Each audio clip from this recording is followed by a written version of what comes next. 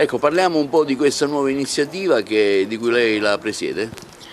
Sì, anche quest'anno, così come gli anni passati, seppur un po' in ritardo, con la fine di novembre partiranno i campionati di sport della Lega Nazionale Dilettanti. L'anno scorso avevamo 48 società, ad oggi, ma mancano ancora 15 giorni al termine dell'iscrizione, siamo già a 34. In particolare questo è il campionato riguardante le squadre di Serie D e quindi ogni società di Serie D può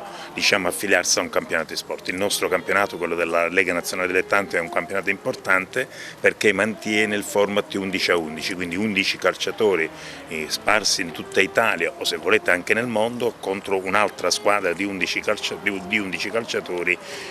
sempre virtualmente e quindi sono collegati tra di loro. Questo è estremamente importante perché vi sono una serie di tecniche, di strategie, di modo di allenarsi, perché il fatto di non essere in presenza ma di essere lontano, a maggior ragione, ecco, tutte le strategie, le tecniche per poter vincere una partita sono diverse da quelle che avviene nel campo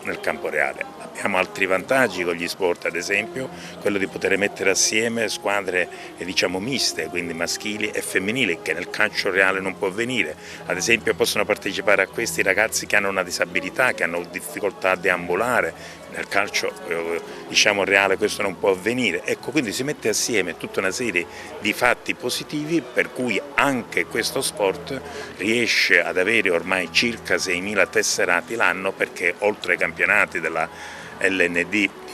quindi della Serie D, abbiamo i campionati di eccellenza che sono campionati regionali e campionati femminili, e poi vi è la cosiddetta Coppa Italia che coinvolge invece tutti, coinvolge dalle squadre di Serie A, squadre di Serie B, squadre di Serie C e poi a tutte le squadre della LND, come una E-Cup in stile quella che avviene in Inghilterra. Questo quindi ci gratifica, è un lavoro importante che dura da novembre fino a giugno, scadrà a giugno dell'anno prossimo, i campionati termineranno a giugno dell'anno prossimo e, come vi dicevo, abbiamo un coinvolgimento di circa 6.000 player. Quindi il gradimento è stato notevole? Sì, questo addirittura sono campionati che si svilupperanno di anno in anno, perché noi abbiamo avuto